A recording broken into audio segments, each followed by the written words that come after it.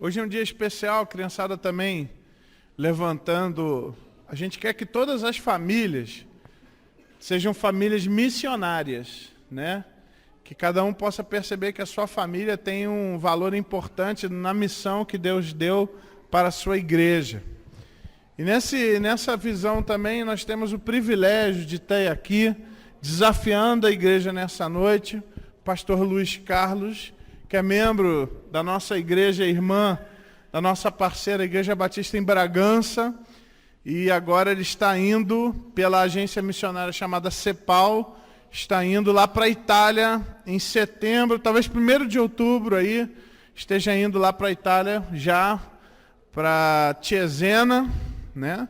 Trabalhar com o pastor Nicodemo lá, ter um tempo lá de aculturação, né?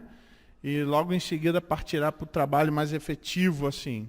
Mas é um privilégio para nós, pastor Luiz, como eu falei de manhã, meu amigo de longa data, ele também foi o nosso primeiro palestrante, nosso primeiro congresso jovem em busca da identidade, ele esteve aqui conosco, foi ele.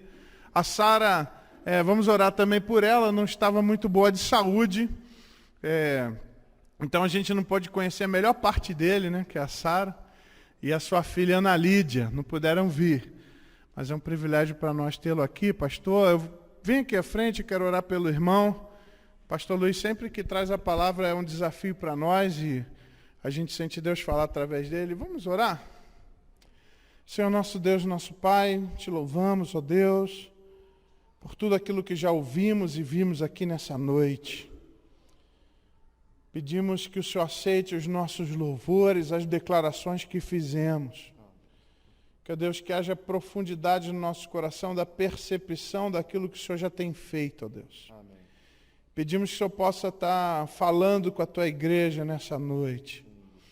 Que o Senhor use poderosamente o teu servo, pastor Luiz, como instrumento do Senhor na transmissão da tua palavra.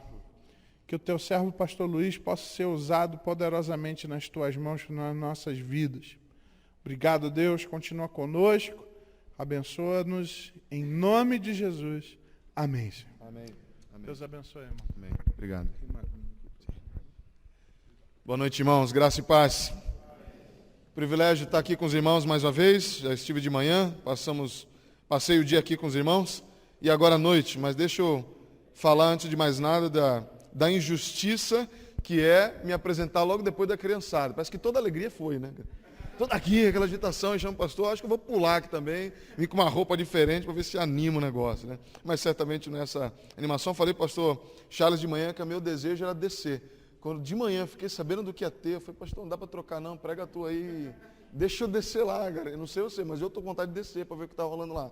Então assim, acabando, não vai não, deixa eu ir primeiro, tá? Você é da casa, você tem outras oportunidades, deixa eu ir na frente. Mas é um privilégio, mais uma vez, irmãos, estar com vocês. Como eu disse de manhã, creio que a maioria estava aqui de manhã, apresentei o projeto. Fui pastor, então, 10 anos em Bragança Paulista, mas, então, ao longo desse caminho, Deus foi nos movendo, então, para a Itália. Estivemos lá em 2010 e nessa viagem missionária curta que estivemos lá, vimos a necessidade, voltamos intensamente impactados.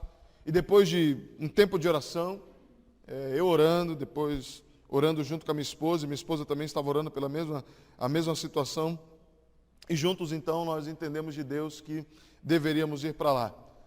Tentamos todo o processo pela Junta de Missões Mundiais, mas por visão estratégica da Junta não foi possível irmos com a Junta, então nós nos filiamos à CEPAL. CEPAL é uma agência enviadora também, uma agência missionária, mas que não é denominacional, então ela não faz parte da Convenção Batista Brasileira, apesar de ter muitos batistas que fazem parte da missão. É uma missão que já atua no Brasil já há mais de 50 anos, tem uma credibilidade, mas é uma missão interdenominacional. Mas isso não impede que, então, não nos impediu que nos associássemos a ele. A CEPAL hoje significa servindo a pastores e líderes.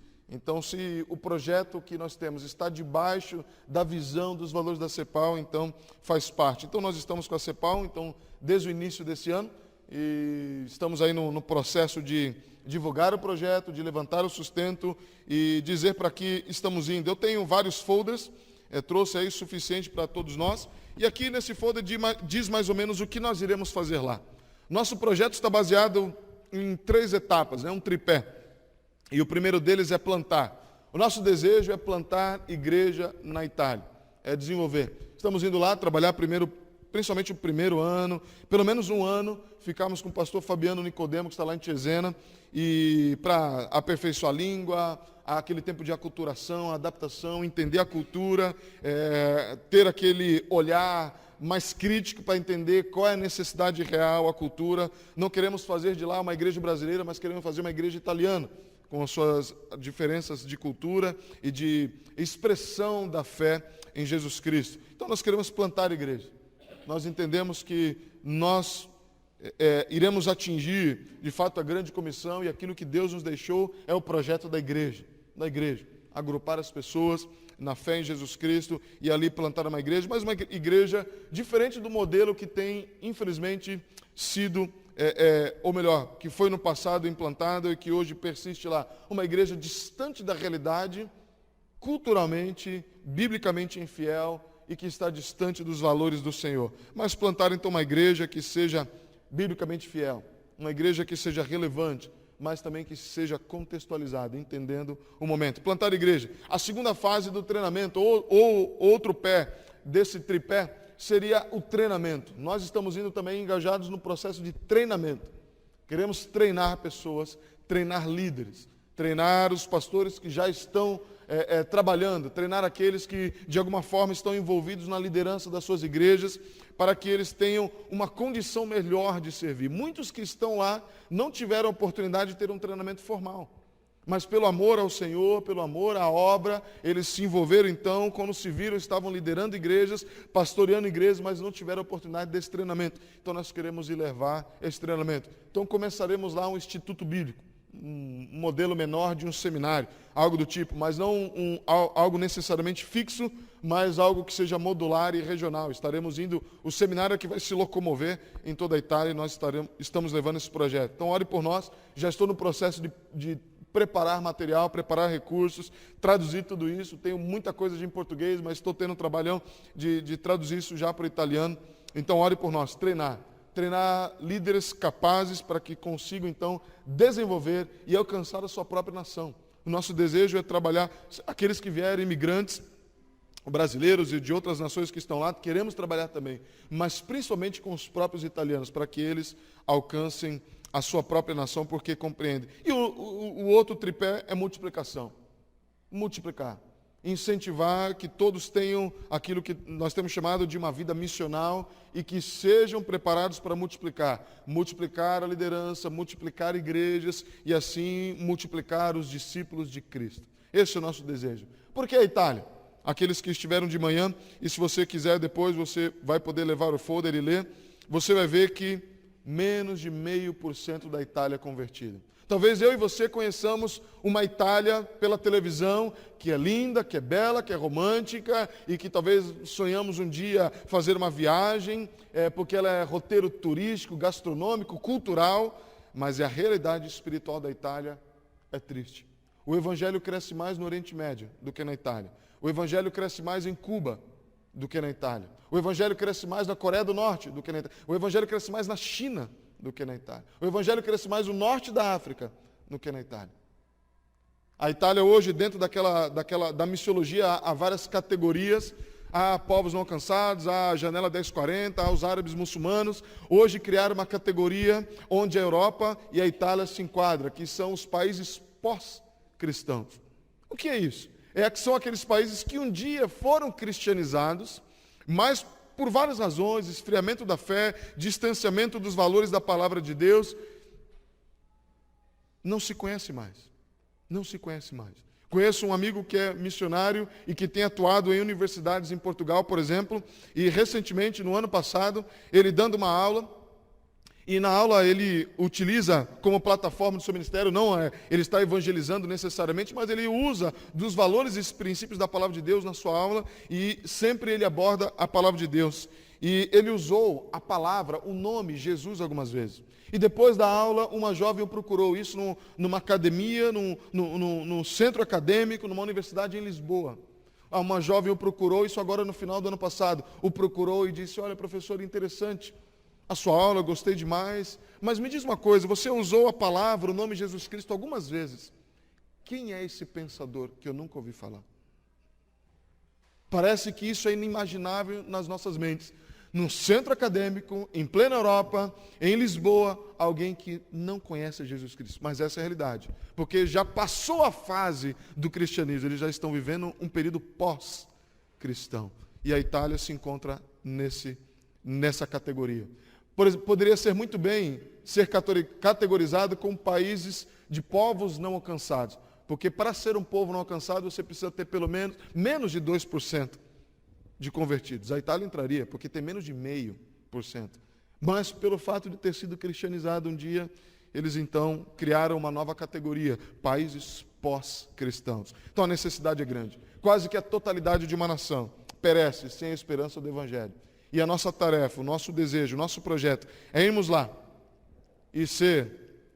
não tenho a pretensão, a utopia de dizer que nós estamos indo lá e vamos revolucionar e daqui a alguns anos a Itália será outra. Quase o contrário, vamos virar esse jogo e será 99, quem sabe, 0,7. Se Deus quiser isso, amém.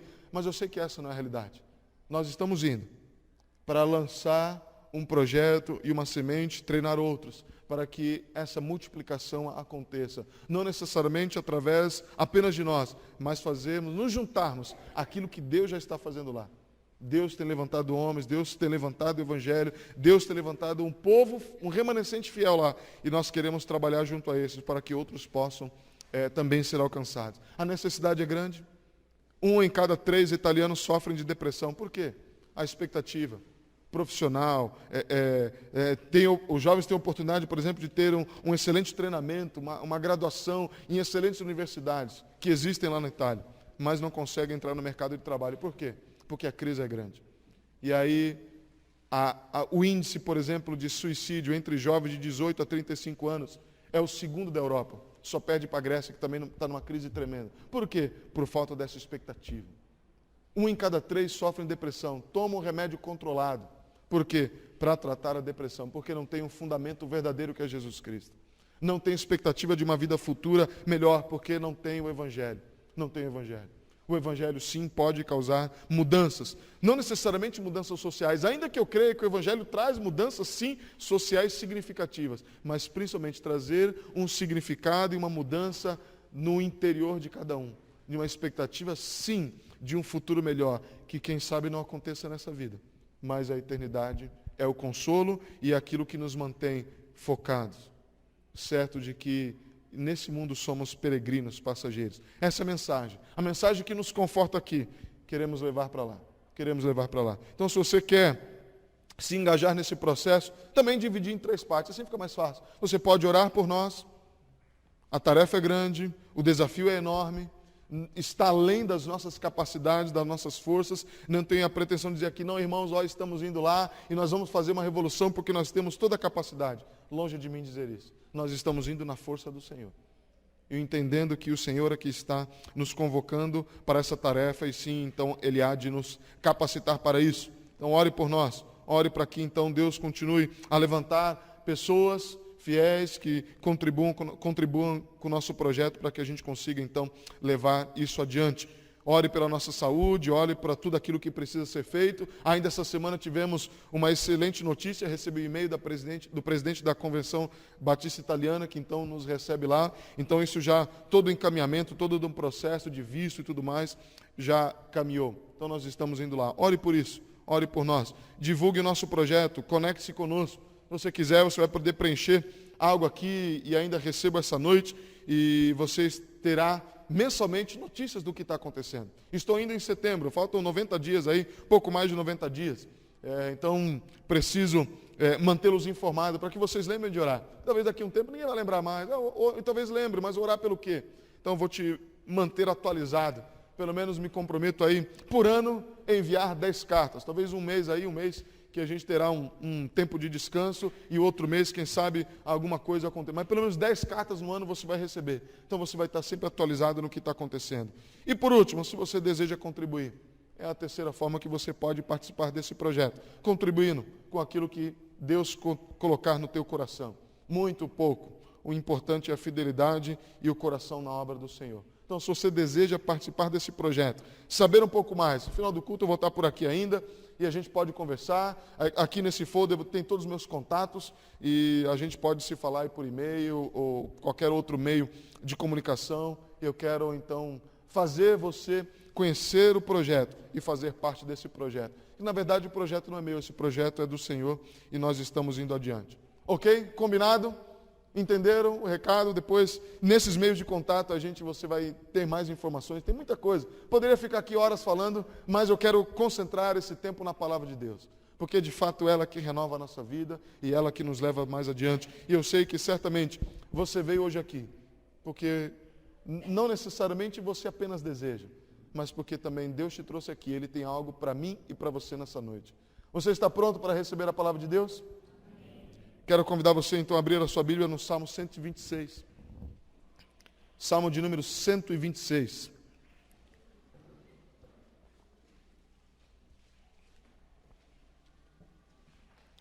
Palavra de Deus para o meu e para o seu coração. Salmo de número 126. Salmo bastante conhecido, um dos meus salmos prediletos. Aliás, toda vez que eu leio um trecho da palavra de Deus, eu falo, esse verso é um dos meus preferidos. É sempre assim, porque a palavra de Deus sempre tem algo especial e nos fala de tempos em tempos e marca a nossa vida de alguma forma. E este salmo marcou a minha vida de várias formas e eu quero fazer desse a pequena porção da palavra de Deus a nossa meditação nessa noite. Acompanhe aí na versão que você tem. Quero ler em duas versões e assim ouvir aquilo que Deus tem para nós.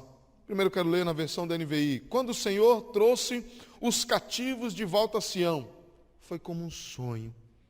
Então a nossa boca se encheu de riso e a nossa língua de cantos de alegria, e até nas outras nações se dizia, o Senhor fez coisas grandiosas por este povo. Sim, coisas grandiosas fez o Senhor por nós, por isso estamos alegres. Senhor, restaura-nos, assim como enches o leito dos ribeiros no deserto. Aqueles que semeiam com lágrimas, com cantos de alegria colherão. Aquele que sai chorando enquanto lança semente, voltará com cantos de alegria, trazendo os seus feixes. Quero ler mais uma vez para o nosso próprio benefício, mas agora lendo em outra versão da Revista Atualizada, que diz assim: quando o Senhor restaurou a sorte de Sião, ficamos como quem sonha. Então a nossa boca se encheu de riso e a nossa língua de júbilo. E então entre as nações se dizia, grandes coisas o Senhor tem feito por eles. Com efeito, grandes coisas fez o Senhor por nós, por isso estamos alegres. Restaura, Senhor, a nossa sorte, como as torrentes no Neguebe. Os que com lágrimas semeiam, com júbilo ceifarão. Quem sai andando e chorando enquanto semeia, voltará com júbilo, trazendo os seus feixes. Que o Senhor, então, continue a falar conosco, pela sua palavra e pela ministração do Espírito Santo de Deus em nós. Um salmo importante, um salmo que faz parte dos cânticos de romagem, aqueles cânticos então que o povo de Deus, quando estavam indo a Jerusalém para os tempos de festas, de celebração, eles iam se preparando para aquele momento de culto e adoração, lembrando dos feitos do Senhor, daquilo que o Senhor havia feito no passado. E esse é um salmo interessante que a gente precisa entender as imagens que esse salmo então evoca, para que a gente compreenda a intensidade daquilo que o Senhor quer dizer aqui através desse texto. E olhando para esse texto me faz lembrar da capacidade de restauração de Deus, e que Deus então compartilha com o ser humano. O ser humano, sem sombra de dúvidas, por ser alguém criado à imagem e semelhança de Deus, possui algumas capacidade de criar coisas e restaurar coisas. O ser humano tem essa capacidade também. Não sei se todo mundo já se deu conta e já pensou, ainda essa semana, andando à noite de carro com a minha filha, ela falou, papai, a lua, como é que a gente faz para chegar lá? E aí eu falei, filha, é um treco complicadíssimo, viu? Não tenho condição. Me leva lá. Eu falei, pai, filha, não dá. Mas eu fiquei naquele momento, eu falei, filha, mas você já sabia que um homem já foi lá? E ela ficou assim me olhando, não entendeu nada, 2 anos e 8 meses, eu também não entendo. Porque quando você começa a olhar para o céu e vê a lua lá, como é que você consegue imaginar que o ser humano conseguiu chegar até lá e pisou lá? É um negócio assim, uma capacidade, e um homem de criar, eu sei que você, como é que o homem chegou? Lógico, de foguete, mas você sabe como é que é um negócio fazer um treco desse? Chegar até lá, é de uma engenharia, uma capacidade de criação, tudo aquilo que estava envolvido no processo, todas as contas, os cálculos, algo magnífico. Algo que Deus então compartilhou com o ser humano, e que o ser humano tem essa capacidade de criar. E conseguiu criar um objeto que chega até lá. Mas o ser humano não tem apenas a capacidade de criação, que é compartilhada por Deus, mas também tem a capacidade de restaurar coisas. Eu lembro que, tempos atrás, uma das pontes, quando você está chegando em São Paulo, você está na Marginal, tem aquelas várias pontes, uma delas é a Ponte dos Remédios. E há alguns anos atrás, algumas décadas, em 1997, aquela ponte, a chamada Ponte dos Remédios, começou a ruir, algumas rachaduras, e ela teve que ser interditada. Então se olha aquela coisa gigantesca, aquela ponte, aquelas vigas que cobrem, então transpassa o rio Tietê ali. Mas o ser humano foi lá e consertou.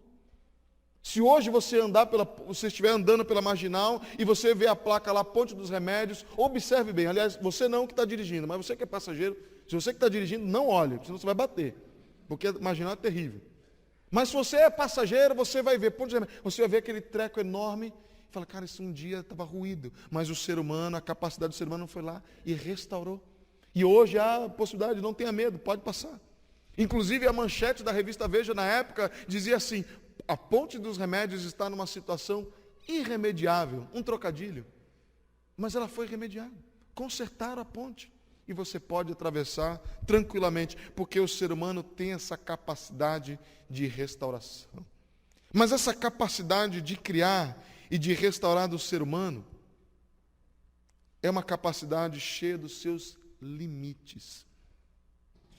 Deus compartilha, sim, mas há limites. Porque esse mesmo homem, que se você parar para pensar, que tem a capacidade de criar engenharias, capaz de levar o ser humano até a lua, é o mesmo homem que é incapaz de, muitas vezes, lidar com coisas menores, coisas pequenas. O mesmo homem capaz de restaurar a Ponte dos Remédios, é o mesmo homem, muitas vezes, incapaz de restaurar a sua própria vida, de restaurar a sua própria família, de restaurar o seu lar, de restaurar o relacionamento com os filhos, de restaurar coisas imprescindíveis. Esse é o ser humano. Esse é o ser humano. Que por algum momento a gente vislumbra e fala, uau, que capacidade maravilhosa, olha o que o ser humano é capaz, olha a mente. Mas ao mesmo tempo a gente olha para um ser humano fracassado, família destruída, casamento destruído, filhos destruídos. A própria pessoa entregue à destruição. Por quê? Porque essa capacidade é cheia dos seus limites. O homem é esse contraste, porque o pecado habita nesse ser humano. Por isso ele não consegue e não sabe superar algumas coisas, alguns obstáculos, porque ele tem esses limites. E isso, quando a gente olha para o Salmo fala de um poder de restauração. Mas um poder de restauração que vai além dos limites do ser humano. E aí é onde entra a pessoa de Deus e a sua capacidade, que é ilimitada, em criar, em restaurar coisas. Alguma coisa que está além. O Salmo vai falar de algo que estava além da habilidade, da capacidade do ser humano em restaurar. E Deus então entra no jogo, entra na parada e resolve todas as coisas. Se você for olhar para a história do povo de Deus, não muito diferente dos dias de hoje, Deus sempre teve um plano para os seus filhos, mas chegou um momento em que nem sempre o ser humano seguia os caminhos de Deus perfeitamente. Deus havia traçado um plano para o seu povo, vocês vão ser um povo, vocês vão ser uma nação, a nação que eu escolhi para manifestar, me revelar e tudo mais. Vocês vão ter uma terra, vão para lá, e quando vocês chegarem lá, vocês esvaziem aquele lugar e não deem imagem para que outros povos estejam com vocês lá, porque isso vai contaminar vocês. Vocês vão lá e eliminem, tirem os outros povos, não façam aliança com outros povos. Mas o povo de Deus, como sempre, não obedece o Senhor em todas as coisas. Porque o ser humano é assim. Ele vai e faz um monte de coisa, mas ele não faz tudo. E a gente acha que olhar para Deus e dizer, Deus, eu não fiz 100%, mas eu fiz 90%. Tá bom, não tá? Sabe aquela coisa da mediocridade que impera? O famoso tá bom. Aliás, eu sempre falei para os jovens lá em Bragança, no dia que você mesmo ouvir de você mesmo, tá bom, cuidado, a mediocridade chegou na tua vida. Cuidado. Sabe quando você faz um negocinho assim, um trabalho?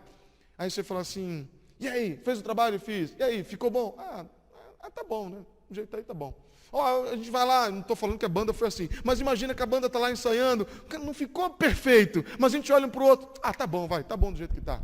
A gente vai fazer alguma coisa, o tá bom, se o tá bom chegou é porque não tá bom. Se você falou que tá bom é porque não tá bom. Porque quando você entende que fez perfeito, você fala, cara, ficou fenomenal.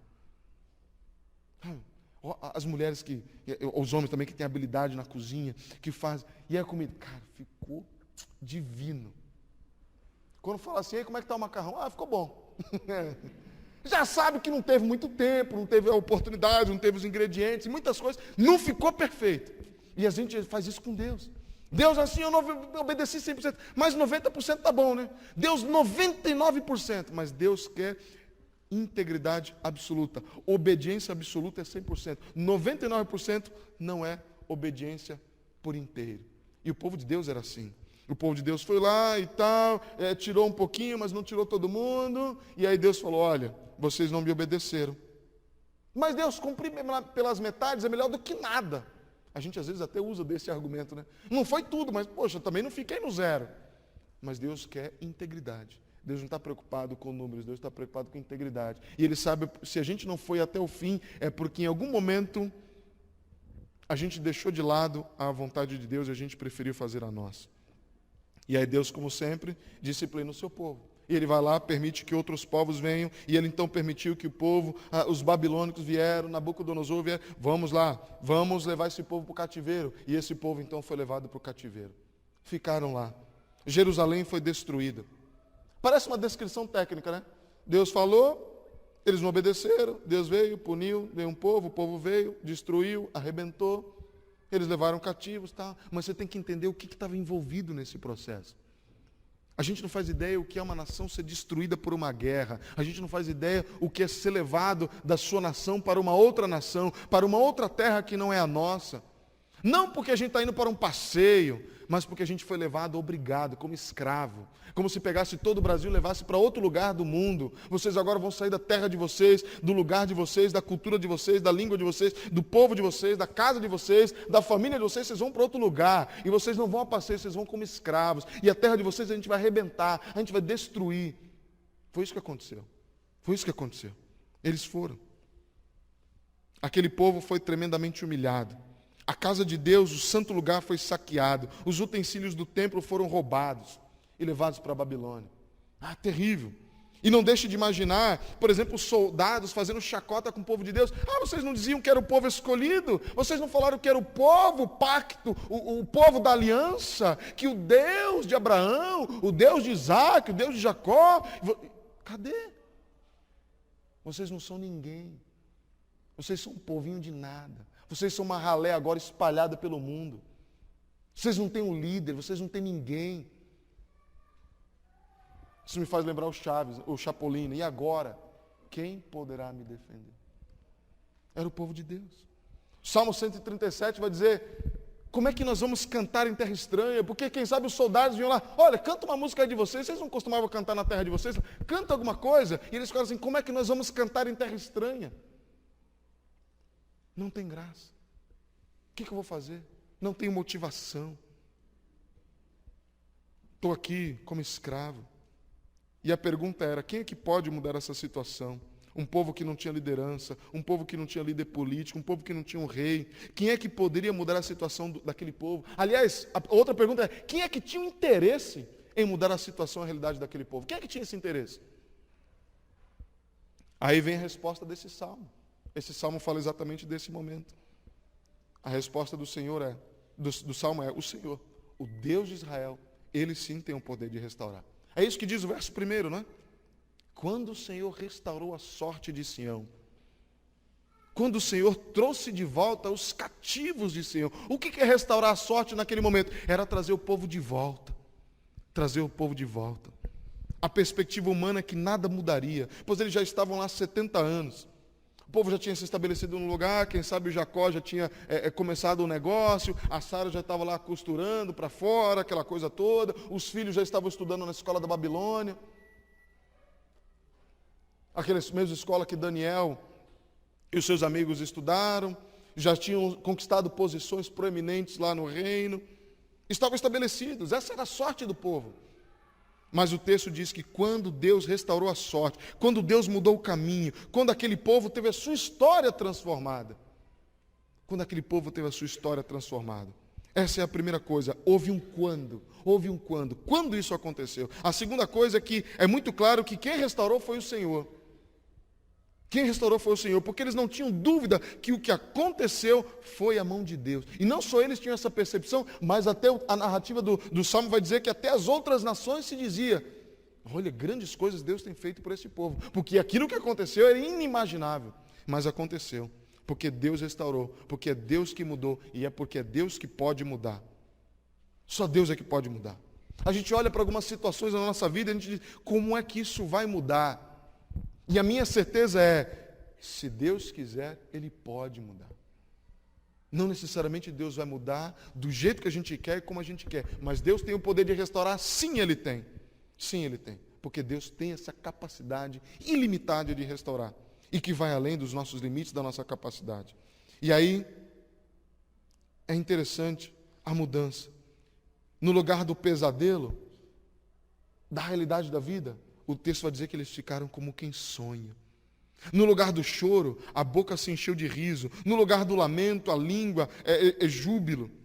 No lugar do escárnio, as outras nações se diziam entre eles: coisas grandes o Senhor fez. No lugar do desespero, eles afirmam categoricamente: grandes coisas o Senhor fez por nós. No lugar da tristeza, a alegria. É por isso que nós estamos alegres. A outra coisa é a questão da restauração. Restaurar significa trazer de volta, refazer. E o que Deus restaurou? O que Deus refez? Ele pega um povo que não tinha mais nada, que tinha perdido o tempo, que tinha perdido liderança, que tinha perdido, quem sabe, a alegria de viver, a orientação da sua adoração. E Deus reúne esse povo e diz: a vida começa de novo. Abre um ciclo, parece que esse salmo também fala de novos ciclos. Novos ciclos. Eu fico olhando para a minha vida, a minha história, lá no Guarujá, aquilo que Deus fez, era a restauração de Deus. Aquilo que Deus fez na vida da minha família. Não há tempo de contar aqui, poderia contar muitos testemunhos daquilo que Deus fez na minha família. E eu sei que você poderia dizer a mesma coisa. Aquilo que Deus fez, Deus restaurou a sorte. Porque se não fosse Deus, nós estamos fadados ao fracasso, à perdição eterna. Mas Deus, pela sua graça, nos alcançou. Ele nos perseguiu e nos alcançou. Ainda hoje nós estávamos falando no hebraico, tem a questão da intensidade. E não foi só uma perseguiçãozinha, não. Foi intensamente. Deus incansavelmente nos perseguiu e nos alcançou. E quando nos alcançou, mudou. Mudou. A nossa vida não é a mesma.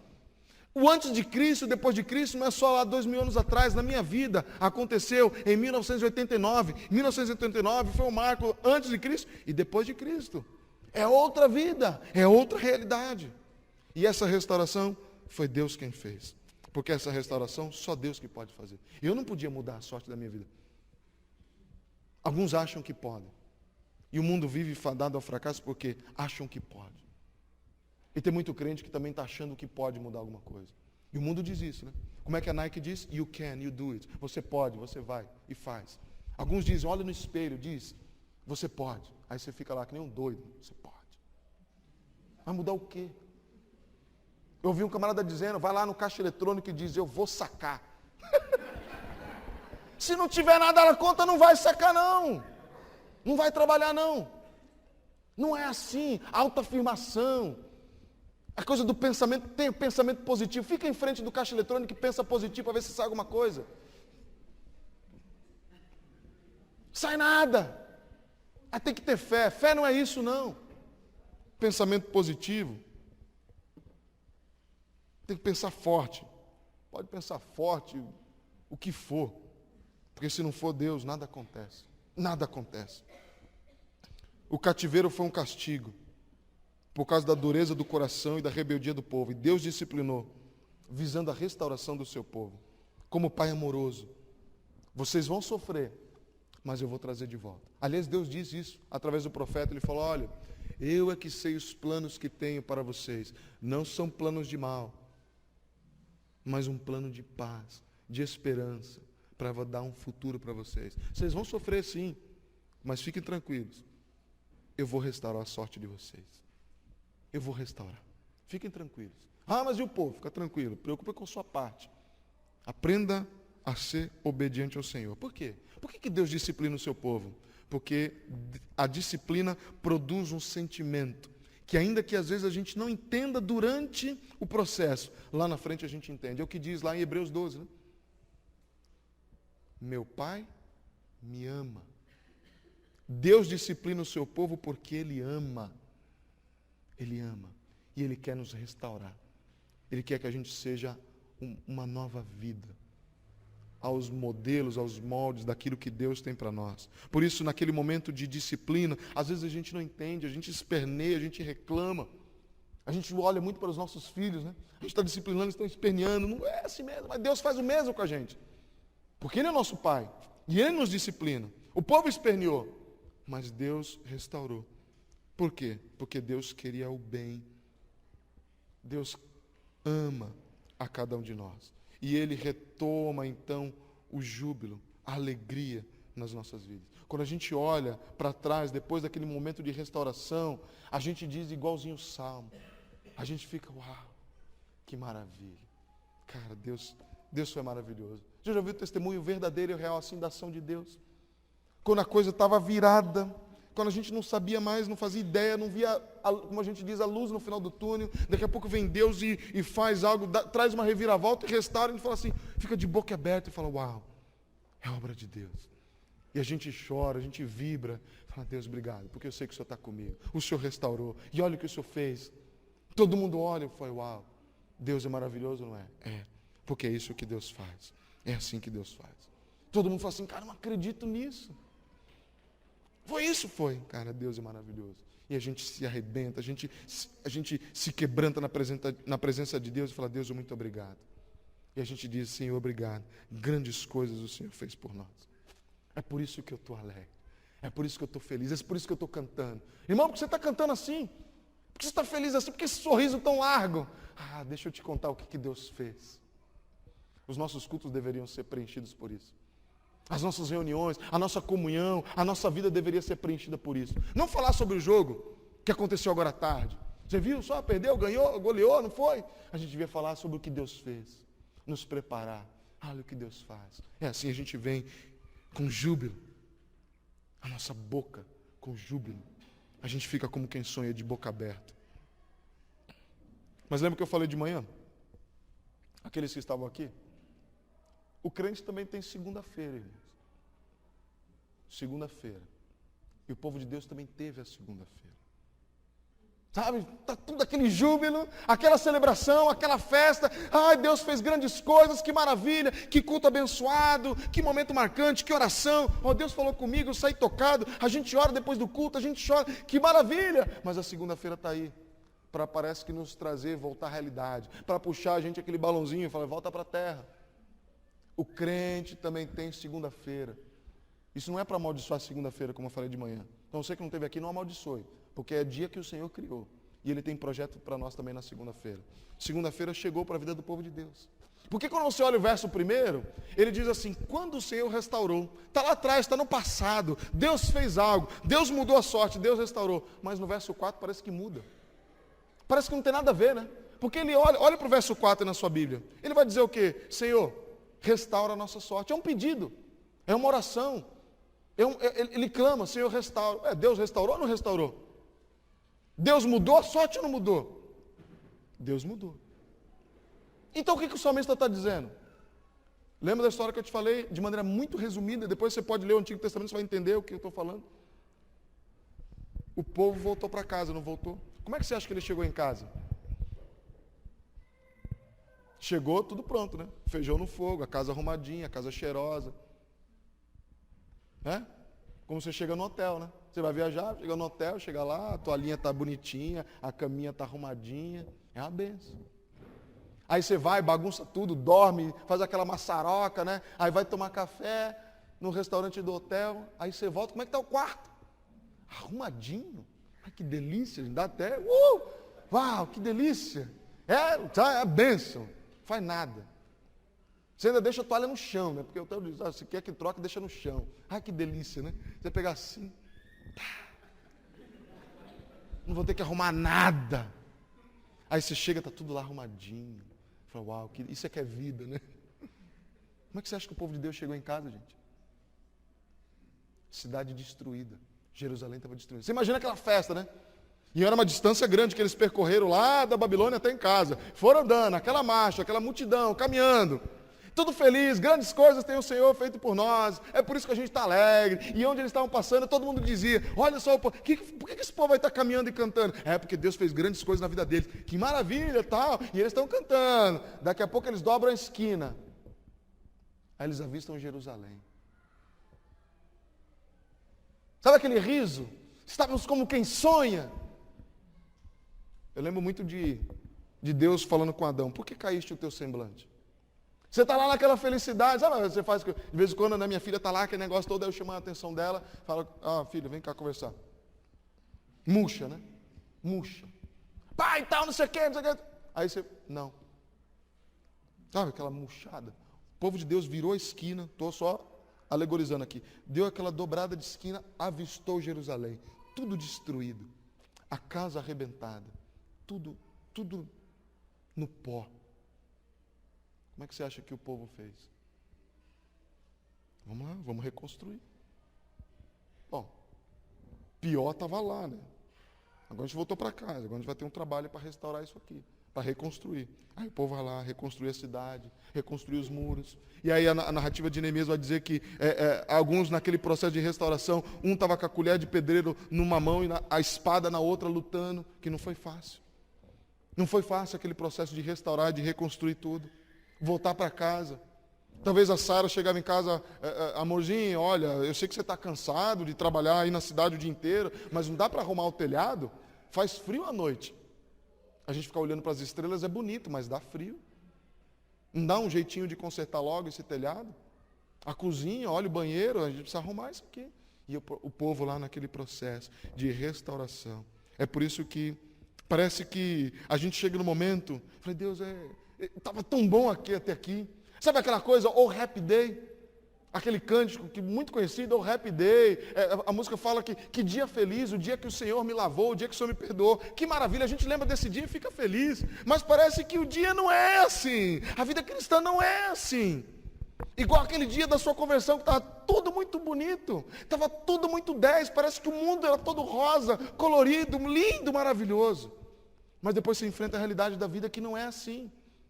O povo de Deus estava a mesma coisa. Voltou para casa, 1.500 quilômetros caminhando. Chegaram lá um bagaço, porque não tinha metrô, avião, nada disso. Foram camelando. Chegaram 1.500 quilômetros, chegaram lá, tudo destruído. A oração do salmista, Senhor. Está difícil o negócio. O Senhor restaurou, nos trouxe de volta. Mas eles oram novamente. Senhor, restaura a nossa sorte. Olha, Senhor, se o Senhor deixar a continuidade dessa jornada na nossa mão, não vai prestar. Continua, Deus, manifestando a tua mão. Põe a tua mão na nossa vida. Mas na vida cristã a gente tem que aprender que a gente vive desses ciclos. E a gente não pode achar que não, Deus já fez a parte dele, me salvou, agora eu vou tomar conta da minha vida. É fracasso. E esse povo percebeu isso. Deus restaurou a sorte, trouxe de volta. Agora tá bom? Deus, valeu, obrigado. Parece um bombeiro, né? Queimando a casa, o bombeiro vai lá, apagou, e a gente vai lá, agradece, obrigado, tá, tchau. E ele vai lá pro quartel, o lugar dele, e a gente volta e lida com o negócio. Não! Na vida cristã não é assim, a vida com Deus. A gente fala, Deus, pelo amor de Deus, continua aqui com a gente. Continua fazendo esse processo de restauração. Porque se o Senhor não estiver aqui, fracasso. Deus restaura a nossa sorte. Restaura a nossa sorte. restaura. O brilho, o riso, o sonho, parece que foi afogado naquela carga pesada. E eles precisavam de uma energia mais para continuar. Ele disse, Senhor, não dá. Sozinho não dá. É a gente chegar hoje aqui diante de Deus e falar, Senhor, não dá. Eu tenho tentado levar a minha vida sozinho, do meu jeito, tentando reorganizar minha vida, reorganizar minha família, reorganizar minhas finanças, reorganizar os relacionamentos. Senhor, sozinho não dá. Deus, Senhor, da mesma maneira que a Tua graça se manifestou lá atrás, salvadora na minha vida, que a Tua graça se manifeste hoje também na minha vida, de maneira sustentadora, Senhor. É assim que a gente tem que viver, é assim que a gente tem que entender. Que a graça do Senhor não ficou lá atrás só não. O Evangelho não pode ser esquecido lá atrás, no dia da tua conversão. O Evangelho é aquilo que nos sustenta todos os dias. A gente esquece dessa realidade, parece que o Evangelho é algo só para não crente. O Evangelho é para nós também, porque a graça de Deus precisa se manifestar na minha vida e na sua todos os dias. Porque é pela graça do Senhor que a gente vive. A graça do Senhor tem que ser suficiente, ela é suficiente. E a gente precisa aprender a viver assim. E o pedido é bem interessante, da restauração. Ele diz assim, Senhor, restaura a nossa sorte como as torrentes do Negueb, como o leito, como o Senhor enche o leito dos ribeiros no deserto. E aí a gente tem que ir lá para a Palestina, geograficamente entender o que acontece. O Negueb é um deserto, é uma região árida. Aliás, aquele mesmo lugar onde foi encontrado alguns manuscritos lá nas cavernas de Qumran. É lá, um lugar deserto, árido, semelhante ao sertão brasileiro, que você pode ir, quem sabe, a passeio lá no sertão, conhecer, e você chegou lá, você vê um rio, aí um ano você volta, aquele rio não existe mais, porque aquilo que é chamado de rios temporários. Rios temporários. Você vai lá, um ano tem, no outro ano não tem. Porque depende de várias situações, fatores climáticos e outras situações para que aquele rio esteja lá. Lá na Palestina a mesma coisa. Lá no Negueb é a mesma situação. Você vai lá, um ano tem rio, outro ano não tem rio. Por quê? Há as montanhas lá no norte, e lá neva, e dependendo da situação climática, do calor, aquela neve então derrete, então aquele rio, aquela água vai descendo, e ao chegar embaixo na terra, ela forma alguns leitos, como se fossem rios. Mas são temporários. Não há uma explicação de como aquilo acontece, porque é temporário. É uma coisa esporádica, não há data, dizer, vai ter agora, semana que vem, não tem como dizer quando esses rios vão aparecer, não há uma explicação lógica, não há uma explicação, não há evidência externa, não é uma coisa repentina, aliás, é uma coisa repentina, não é algo que é programada, não dá para controlar, ele vem com uma força que ele arrebenta todas as coisas que estão por lá. Aliás, tem um professor meu, que recentemente, faz um tempinho já, na verdade, foi uma viagem dessas para Israel, e quando ele estava lá visitando aquele lugar, o guia turístico falou, precisamos ir embora, porque está vindo uma torrente aí. Aí o comandante, como assim, não tem, o céu está azulzinho, o sol queimando aqui, ardendo a cabeça, mas está vindo um leito desse. E eles subiram para um lugar que era possível visualizar. E ele mostrou até a filmagem que ele fez na câmera, daquele leito vindo e com uma força arrebentando tudo. Esses são as torrentes do Negueb. Esses são os leitos do ribeiro no deserto. Característica desse leito é imprevisível, é inesperado, não tem evidência externa nenhuma, acontece de maneira repentina, de maneira incontrolável. Vamos ler novamente o verso? Senhor, restaura a nossa sorte, como as torrentes do Negueb. Senhor, restaura a nossa sorte de maneira inesperada. Senhor, restaura a nossa sorte de um lugar que ninguém consegue ver. Senhor, restaura a nossa sorte com a força que só o Senhor pode fazer. Senhor, restaura a nossa sorte de maneira que a nossa perspectiva não consegue enxergar. Senhor, restaura a nossa sorte no meio da sequidão, da onde a gente não consegue enxergar água. Manda esse leito de uma força tremenda e restaura a nossa sorte. É lindo isso aqui, gente. Maravilhoso, a gente olhar o poder de Deus de restauração. O salmista tinha esse entendimento, porque ele sabia muito bem como é que funcionava lá. Ele falou, Senhor, da mesma forma que eu não consigo explicar como é que vem aquele leito, Senhor, manifesta a tua restauração na minha vida. Eu não consigo explicar, Senhor, mas eu sei que o Senhor pode. Da onde eu não consigo imaginar, da onde a gente não consegue controlar, de maneira repentina, sem evidência nenhuma, que todo mundo vai dizer o quê? Da mesma forma como disse antes, olha, realmente é a mão do Senhor. É a mão do Senhor. Essa é a oração que devia estar na boca de todo crente. Assim eu manifesto a água no meio da sequidão. No meio da sequidão. No deserto. Manifesta. Deixa eu te falar algo mais. Não quero desencorajar ninguém. Mas o meu desejo é firmar a nossa fé e a nossa dependência no Senhor. A vida cristã é marcada por desertos. Deixa eu repetir. Para aqueles desavisados que acham que a vida cristã é de sombra e água fresca. A vida cristã é marcada por desertos. A vida cristã é marcada por aqueles momentos de sequidão que você entende a necessidade de orar, mas você não tem nem forças para dizer uma palavra. Sequidão, sequidão. Mas Deus pode. Deus pode. É nisso que eu creio. Deus pode. E a gente tem que orar dessa forma. Essa é a oração do avivamento. Deus manifesta, restaura a minha sorte, como as torrentes do Negueb. Está tudo um caos na minha vida. Mas a gente se ajoelha, reconhece que Deus, sim, também está nos disciplinando. E Ele nos ama. E a gente diz, Senhor, restaura a minha sorte. Como somente o Senhor pode fazer. E é interessante que não somente Ele ora dessa forma, mas Ele diz como é que a gente tem que esperar essa restauração. Que está lá no verso 5 e no verso 6. Aquele que semeia com lágrimas, com júbilo, ceifarão. Aquele que sai andando e jogando a semente, certamente lá na frente voltará consigo trazendo os seus feixes. É o mesmo jogo lá dos primeiros versos. Júbilo, choro, dor, alegria. Eu creio que aqui está, é outra figura, falando do fazendeiro do deserto. Você imagina o que é plantar num lugar onde tem chuva abundante, onde você consegue prever a chuva, onde você consegue se programar dentro das estações climáticas. Agora você imagina um camarada que é um fazendeiro, mas que mora no deserto. Onde a estação de chuva ele não sabe quando é.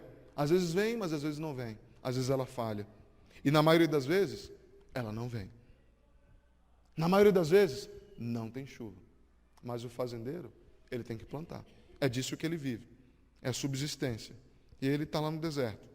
E ele precisa de um lugar verde para os seus animais pastarem. Ele depende da água, da chuva para regar a sua plantação. Ele precisa daquilo do cereal para a sua família. Mas ele não sabe quando vem a chuva. Então, muitas vezes, ele pega um punhado de sementes e ele sai semeando. Mas por que chorando?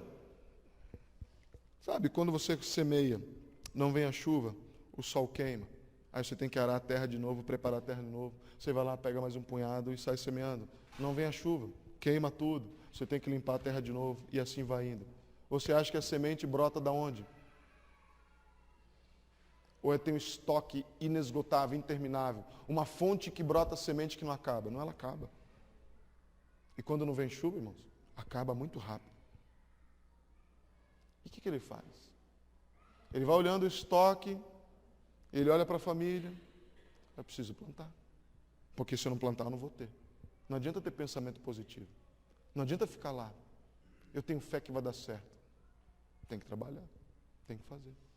Chega um momento, quem sabe, ele pega o último estoque. Que quem sabe aquilo poderia ser, sim, a ração, a porção do alimento da sua família no outro dia. Eu não sei se você um dia já passou por essa situação. De quem sabe os seus filhos te perguntarem assim, pai, mãe, o que a gente vai comer amanhã? E talvez você dizer assim, eu não sei. O fazendeiro no deserto passa por isso. É por isso que ele sai chorando. Pai, e agora? Eu não sei, filho. Mas eu sei que o Deus a quem eu sirvo, que controla inclusive as estações climáticas e a chuva, é aquele que pode mandar chuva. E é nele que eu vou confiar. A minha parte eu tenho que fazer. Qual é a sua parte? Semear. E ele sai semeando. Não sem lágrimas. Não sem lágrimas. Lembra que eu falei? A vida cristã é marcada por desertos. A vida cristã é marcada por momentos que você vai semear com lágrimas. Com lágrimas. A gente não gosta disso. Há igrejas e a teologia, pastores que infelizmente pulam versos como esse. Semear com lágrimas? Não, você é vencedor, você é filho do rei, você é cabeça, isso é um monte de baboseira. E aí, como é que faz com um verso como esse? Que o povo saiu lembrando disso aqui. Algumas vezes a gente sai semeando com lágrimas. Semear com lágrimas. Deixa eu te dizer, lá no teu trabalho você vai semear com lágrimas. Lá na tua família você vai semear com lágrimas. Lá com teus filhos você vai semear com lágrimas. Lá no teu casamento você vai semear com lágrimas. Na igreja de Jesus Cristo a gente vai semear com lágrimas. Se não tem lágrima, alguma coisa está errada. A gente vai semear com lágrimas, sim. A gente não pode fugir disso. E não queira fugir disso. Sabe o que a gente faz? A gente foge. Água na sequidão. Sequidão, eu procuro qualquer água que pode saciar minha sede. Qualquer água. Qualquer água. Isso me faz lembrar de outro salmo, o da corça. Assim como a corça anseia por águas, assim eu também tenho sede. Eu lembro que uma vez eu estava no acampamento e um jovem liderando um momento de louvor, ele falou, olha como, por exemplo, um dia eu tive a experiência de estar lá no serviço militar e naquela coisa de sobrevivência e naquela sede, naquela angústia. Teve momentos que eu peguei a meia e meus amigos lá fizeram a mesma coisa. Tinha aquela água na lama, a gente pegava a meia e passava naquela água ali e bebia a água que descia da meia, mesmo sujeira, mas a meia pelo menos tirava as pedras, as folhas, aquela coisa, a terra, e eu bebia aquela água suja com sede. É semelhante. Aí eu tive que interromper. Eu falei, não, desculpa, mas não é isso que o Salmo está dizendo. A corça tem uma característica muito diferente. A corça só bebe água limpa e pura. E ela viaja muitas vezes quilômetros de distância, e algumas vezes morre. Mas ela prefere morrer do que beber água suja. Ela quer água limpa. Aí muda totalmente de figura. Aí parece que a gente entende novamente o Salmo. Assim como a corça anseia por águas, eu tenho sede de ti. Eu prefiro morrer do que deixar de beber da fonte que é Deus. Eu não vou trocar aquilo que Deus tem para mim por qualquer outra coisa. Eu quero Deus. Eu quero Deus. Como nós cantamos hoje, o respirar, a fonte da vida. A gente precisa aprender o que é vida cristã. Ainda que eu tenha que morrer, eu prefiro ter Deus. A corça morre, mas ela quer água limpa. A gente, no primeiro momento de sede, a gente bebe qualquer coisa. No primeiro momento de angústia, qualquer pessoa que tiver alguma coisinha para aliviar a nossa dor, a nossa angústia, o nosso choro, a gente aceita. E a gente não aceita as coisas de Deus. E Deus está falando, olha, você vai semear com lágrimas. Você vai semear com lágrimas. Quer a gente queira, quer a gente não queira, as lágrimas vêm. Mas sabe o que é uma maravilha? Olhe para o Salmo de novo. Olhe para a sua Bíblia de novo. Porque é a palavra de Deus que nos conforta e nos consola, irmãos, e dá direção. Aquele que semeia com lágrimas tem uma promessa. De que maneira que vai semear? Que vai colher? Com júbilo. Com júbilo. Com júbilo eu vou ceifar. Com júbilo eu vou colher. O triunfalismo da vida cristã moderna tem que ser muitas vezes combatido com um texto como esse. Mas a gente não pode deixar de lado a promessa do Senhor. Vocês vão colher sim, com júbilo. Eu costumava brincar na época do seminário assim, que vai dar tudo certo. E se não deu certo é porque não está no final. E alguns vieram me repreender. Ai, pastor, na época não era pastor, Luiz, que é isso? Que negócio é esse? Que brincadeira é essa? Isso é coisa da teologia da prosperidade. Eu falei, na tua cabeça, na minha não. Ah, então você está meio corrompido. Eu falei, não. Por quê? O que eu falei? Eu falei que no final vai dar certo. Se não der certo é porque não está no final. Mas eu tenho plena convicção que no final vai dar certo. Mas quem te garante? Deus me garante. Agora o final, eu falei para não é o jeito que eu quero. Não é do jeito que eu quero. Mas no final vai dar certo. E sabe qual é o final da minha vida e da sua? Eu já sei o último capítulo. Deus vem em Cristo Jesus nos céus e me leva para a eternidade com Ele. Onde não haverá choro, onde não haverá angústia, onde não haverá dor, sofrimento nenhum. E eu estarei ao lado do meu Pai eterno para todo sempre. Isso é dar certo, irmão. No final vai dar certo? Vai dar certo. Na minha vida e na sua, porque eu creio no Deus que é quem eu sirvo. Agora, não é nessa vida aqui? Eu não sei. Se eu tiver que chorar essa minha vida inteira, vou chorar, irmãos. Mas eu sei que um dia, ainda que o choro dure uma noite, a alegria vem pela manhã. E se a alegria for na eternidade, amém. Mas eu vou estar lá, um dia vai cessar. E sabe quem vai enxugar do meu olho toda lágrima? O meu Senhor, o meu Mestre eterno. É isso. Isso que é o Evangelho, irmãos. Isso que é a palavra de Deus. Eu vou semear com lágrimas, mas eu vou colher com alegria. Quando? Não sei, mas eu tenho essa esperança. É aqui nessa vida? Não sei, mas eu sei que um dia isso vai acontecer. A restauração plena, completa, total, cabal da minha vida vai acontecer quando Cristo voltar e consumar todas as coisas. Amém? E ele diz, aquele que sai semeando e chorando, voltará também. Ser obediente, irmãos, quando tudo vai bem, deveria ser fácil. Ser fiel a Deus quando os caminhos são fáceis, se apresentam, é difícil. Falar a verdade, irmãos. A gente vive lutando com isso. A gente vive lutando na nossa casa, a gente vive lutando com o nosso coração, com os nossos desejos, na nossa família, com os nossos filhos, no nosso casamento, nos relacionamentos, na igreja, nas minhas finanças, nos meus projetos, no meu trabalho. A gente vive lutando com isso, irmãos. Mas o que Deus requer de nós é obediência. Ele fala, vai e semeia, vai e faz. E o que Deus quer de nós é isso. Acabou. Deus quer de nós obediência. É só isso. O resto é com Ele. O resto é com Ele. Obediência. A vida cristã é plantar obediência ao Senhor, mesmo que o mundo inteiro diga que não tem evidências da presença dEle, da bênção dEle, não tenha nada, mas a gente vai plantar. Você está maluco? Você está plantando aí no deserto, não tem chuva, para de plantar. Eu falo, não, eu vou plantar. Mas cara, é a sua família. Não, minha família entende. E se ela entendeu, ela vai entender o que é isso aqui, porque isso é um grande testemunho para a minha família. É um grande testemunho. Às vezes a gente quer esconder. A gente quer esconder que a gente vive num caos. A gente quer esconder da família. Homens, não escondam a situação, por exemplo, financeira da sua família. Não esconda os dramas que você vive. Reúna todo mundo e fala assim, vamos chorar aqui junto. Nós somos uma família ou não somos? Somos uma família. Então vamos chorar aos pés do Senhor. E olha, deixa eu dizer para a família aqui, nós vamos passar um período que a gente está no deserto. E a gente vai plantar assim com muito choro e lágrimas. Mas lá na frente a gente vai colher. Reúna a sua família e discipule. Não é só no momento da alegria, não. É nos momentos da tristeza. Aliás, são nesses momentos que são mais marcantes. Porque aconteceu isso na vida do povo. E é por isso que o povo de Deus relembrava isso cantando enquanto estavam indo para a celebração. Eles cantavam isso, lembrando daquilo que Deus fez. A gente precisa aprender a relembrar aquilo que Deus faz. E dessa forma a gente precisa viver. O crente nunca deve esquecer, irmãos, que quem restaura é Deus. E Ele restaura todas as coisas. E de maneira inesperada. De maneira fantástica, maravilhosa. A gente nunca pode esquecer da soberania de Deus em restaurar as coisas. Ainda que a gente esteja num caos tão grande que a gente não consiga enxergar, Deus consegue ver solução. E Ele pode dar cabo nisso.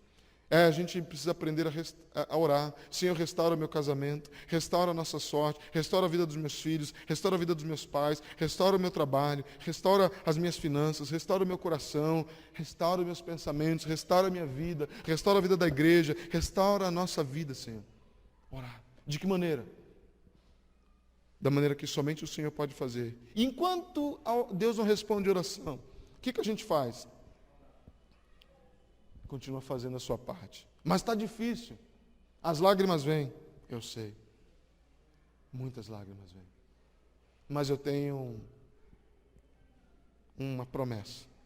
A promessa de que o Senhor vai restaurar todas as coisas. E é nela que eu me apego. Eu quero terminar contando uma ilustração que eu gosto muito. Não sei se já contei aqui, mas se contei, é sempre bom a gente repensar. Mas é a história de um menino que gostava muito de ler livros. Gostava muito de ler livros. E garoto que não gosta de ler, ele gosta de ler aquelas histórias de contos medievais, onde tem um príncipe, tem uma princesa, que tem um rei, mas que também tem um rei malvado, que tem dragão, e tem os combates de espada, aquela coisa toda. E o menino gosta de ler essas coisas. E aquele menino gostava muito de ler. E ele estava lendo. Ele estava lá lendo, e que então tinha o rei malvado, que enviou então os seus asseclas para raptar aquela princesa e levar para o seu castelo, para a masmorra. E ele consegue então vencer. Então o rei, o pai da princesa, diz: olha, aquele que conseguir, eu dou a mão da minha filha. Aquela coisa, então vem um príncipe encantado, num cavalo branco com a sua espada, eu vou. E todo mundo falando: não, é loucura, não é possível. Eu falei: não, eu vou. E com aquela coragem, o amor que ele tinha por aquela jovem princesa, ele vai. E ele enfrenta no meio do caminho muitas adversidades, mas ele continua firme. Até no momento que ele está no meio da floresta, ele cai numa enrascada, numa emboscada que prepararam para ele. E o menino está ali lendo aquele negócio, ali alucinado, alucinado. E, cara, ele está lá, então cercam ele, então, aí ele olha para as árvores, aqueles arqueiros com seus arcos e flechas, o dragão ali também, acorrentado, mas prestes a ser solto para enfrentar o cavaleiro, e ele está cercado, aquela situação, mas de longe ele ouve a princesa gritando: salve-me, salve-me, e ele fala: e agora? E nesse momento, sabe o que acontece, irmãos? A mãe do menino chega: filho, está na hora de dormir. Mãe, agora não, mãe. Filho, amanhã tem aula. Você precisa acordar cedo. Mas mãe, como é que eu vou fazer, filho? A mãe, firme ali, filho, está na hora. Eu falei: tá bom. Eu falei: vou te dar uma chance. Eu vou fechar as portas, eu vou apagar as luzes e eu volto aqui. E eu quero que você esteja deitado e a luz apagada. Eu falei: e agora? O menino tem poucos minutos. O que ele faz? O que ele faz? O menino teve uma ideia brilhante, brilhante, irmãos. Ele vira as páginas do livro e vai lá para o final. Vai para o último capítulo, para a última página. E na última página diz que então o príncipe chega, corta a cabeça do dragão, bem educativo, né? Corta a cabeça do dragão, enfia a espada, e ele vai lá, vence os soldados, os asseclas do rei inimigo, e ele vai lá, acaba com o rei inimigo também. Ele desce na masmorra, salva a princesa, ele leva para o castelo dele, então o rei concede, eles casam, e eles vivem felizes para sempre. A mãe do menino chega. Ela fala: tá bom, mãe, fecha o livro, e deita, apaga a luz. Mas ele dá aquela respirada. Ufa. Ufa. Mas aí chega outro dia. Ele vai para a escola, aquela coisa, ele volta. E ele tinha um horário. Minha mãe fez isso comigo, tinha um horário para leitura. E era interessante, o horário acabava, e ela falava: acabou. Eu falei: mãe, agora não. Mas isso me aguçava no outro dia querer ler. Isso é uma tática boa. E a mãe, então ele chega naquele, está na hora da leitura. Aí ele vai lá, o que ele vai? Pega o livro. Aí ele vai começar da onde? Vai voltar para onde? Da onde ele parou, lá no meio do livro. Quando o príncipe está lá, perseguindo, lá na floresta, na sua busca para salvar a princesa, mas tem então, tocar naquela emboscada, o dragão acorrentado, prestes a ser solto para enfrentar, os arqueiros na árvore, ali está naquela emboscada, e ele fala: e agora, o que eu vou fazer? E ele ouve novamente, ele lê que a princesa está lá: salve-me. Nesse momento ele começa a conversar com o livro. A princesa está lá: salve-me, salve-me. E o menino fala assim para a princesa: calma, calma, vai dar tudo certo. Calma, ele já está chegando. Aí ele olha o príncipe lá, calma, fica tranquilo. Eu já li o final da história, vai dar tudo certo. No final vai dar certo. No final vai dar certo. E o menino está ali calmo e agora acalmando os personagens daquele livro. O que eu quero dizer com isso, irmãos? Você já leu o final da sua vida, o final da sua história? Se não leu, leia. Ah, tem o final da minha vida? Tem. É só ler. O Senhor vem nas nuvens. E Ele vence. E Ele nos leva. E ali é o final. Fenomenal. Trombetas. Festa. Júbilo. O nosso mestre venceu. E Ele nos leva com Ele. Leia o final da sua vida. Depois você lê o final da sua vida, olhe para o meio da sua vida, o que você vive hoje. Eu não sei qual capítulo que você está, mas diga para você mesmo. Agora pode, tá? Diga para você mesmo: calma, no final vai dar certo. Essa semana, se a situação for apertada, diga para você mesmo: eu sei que o meu Redentor vive. E Ele vem me buscar. Ele vem me buscar. Semei com lágrimas, mas com foco lá. Não é isso que diz o autor de Hebreus? Olhando firmemente para o autor e consumador da minha fé. Olhe para Ele. Olha para a vitória que não é dele, somente é nossa. Aproprie-se dela. no dia a dia da sua vida. E que a restauração de Deus aconteça na minha e na sua vida. Não apenas uma vez, mas todos os dias. Porque cada dia nós precisamos mais do Senhor. Eu gosto muito daquele hino que diz: mais de Cristo eu quero. Mais de Cristo. Mais de Cristo. Mais de Cristo na minha vida, no meu casamento, no meu trabalho, nas minhas finanças, nos meus relacionamentos. Mais de Cristo. Vamos orar? Senhor, que privilégio mais uma vez nos debruçar na Tua palavra. Tua palavra que é maravilhosa. Tua palavra que é conforto. Tua palavra que é consolo. Tua palavra que traz ânimo. Tua palavra que nos confronta. Tua palavra que, ao ler, ó Deus, exige de nós uma postura. Ó Deus, ajuda-nos a entender que a restauração que precisa ser feita em nossa vida é somente o Senhor que pode fazer. Por isso, ó Deus, ajuda-nos a depender de Ti. Ajuda-nos a confiar plenamente no Senhor. E ajuda-nos, ó Deus, a viver constantemente aos Teus pés e na dependência do Senhor. Que a Tua graça, ó Deus, maravilhosa, seja suficiente na vida de cada um de nós. Eu não conheço, ó Deus, a situação dos meus irmãos aqui. Mas da mesma forma, Deus, que o Senhor restaurou a nossa vida, quando a Tua graça salvadora chegou, que a Tua graça seja suficiente mais uma vez na vida de cada um de nós, nesta hora. Alcança, ó Deus, a cada um de nós aqui, lá no nosso íntimo, ó Deus, lá na situação que estamos vivendo, difícil para nós, impossível para nós algumas vezes, mas nada disso é impossível para o Senhor. Ó Deus, ajuda-nos a viver o Evangelho verdadeiro, de buscar o Senhor e somente o Senhor, de depender do Senhor e somente do Senhor, única e exclusivamente do Senhor. Ajuda-nos, ó Deus, no meio da sequidão, a buscar somente o Senhor, a fonte inesgotável, e nada mais, Senhor. Que a Tua palavra seja verdadeira, viva e eficaz para cada um de nós, nada mais, Senhor. Que a nossa fonte de inspiração, de conforto, de consolo, de contentamento, de satisfação venha somente do Senhor. E, ó Deus, ainda que venhamos a semear com lágrimas, ó Deus, nos sustenta nessa hora. Ainda que estejamos lá no vale da sombra da morte, dá-nos a consciência verdadeira de que o Senhor está conosco. Traz isso à nossa mente, Senhor. E que isso seja o sustento necessário para continuar semeando, ainda que com lágrimas. Meu Deus, obrigado. Obrigado pela Tua promessa, que não falha, de que nós sim iremos semear, colher com júbilo. Ajuda-nos a entender, ó Deus, que o choro, a angústia, a tristeza, o lamento, como aconteceu com o povo de Deus lá atrás, o Senhor transformou em alegria, em júbilo. Faz assim, Senhor. Dá-nos o entendimento, Deus, correto da vida, de que ela é marcada por desertos. E que ainda, Deus, que a restauração plena não aconteça aqui nessa vida. Haverá um momento final, onde o Senhor vai dar cabo do pecado e das consequências dele na nossa vida e neste mundo. E nós viveremos a eternidade ao Teu lado.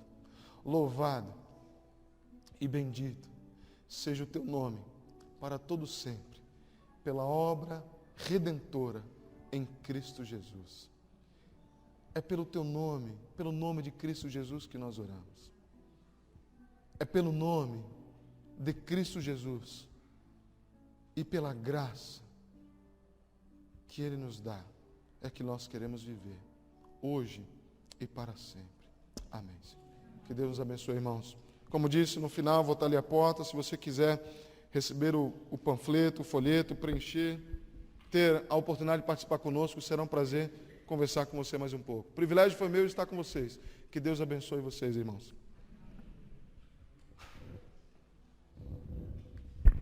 Obrigado, pastor, que bênção. Nós vamos distribuir o panfleto, para quem não pegou, é só levantar uma das mãos. Se você não pegou de manhã, ali atrás eu deixei uma mesinha para você poder preencher, se você precisar. Pessoal, entrega hoje, tá bom? Você tem que entregar hoje. Se você colocar na sua Bíblia, bate naquele buraco negro que tem lá dentro e aí você some. Nunca mais você vai mexer naquilo, né? Vai virar papel de recado. Então entrega hoje, porque o pastor vai estar aqui. Mas que bênção, né, gente? Continuar confiando no Senhor, na nossa vida. A reflexão que eu fiz aqui, a pergunta que eu tenho feito é como eu tenho semeado, né? E talvez a sua pergunta é se você tem semeado, se você já desistiu, né? Não desista.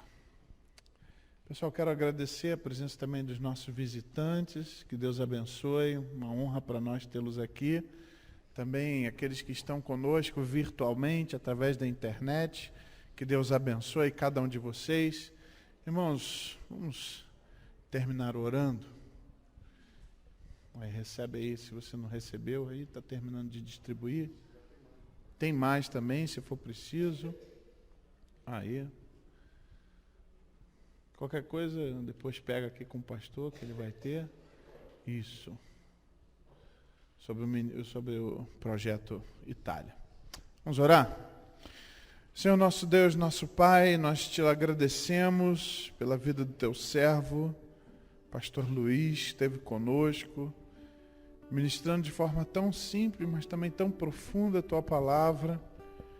Ajuda-nos, ó Deus, a nunca perdermos esta perspectiva. Pedimos, ó Deus, em nome de Jesus, que as nossas vidas, Senhor, sejam usadas para o Senhor, para modificarmos, Senhor, o contexto onde estamos. Ó Deus, quero te pedir, quero te louvar pela vida de cada um aqui, também para aqueles que estão em casa. O Senhor possa estar abençoando. O Senhor nos deu uma semana, Senhor, na tua presença. E, ó Deus, pedimos que a graça do nosso Senhor Jesus Cristo, o teu amor e as consolações do teu Santo Espírito sejam com todos nós, Senhor, e com todo o teu povo espalhado pela face da terra, hoje e para todo sempre, em nome de Jesus. Amém. Irmãos, com uma oração silenciosa, estamos encerrados. Deus abençoe.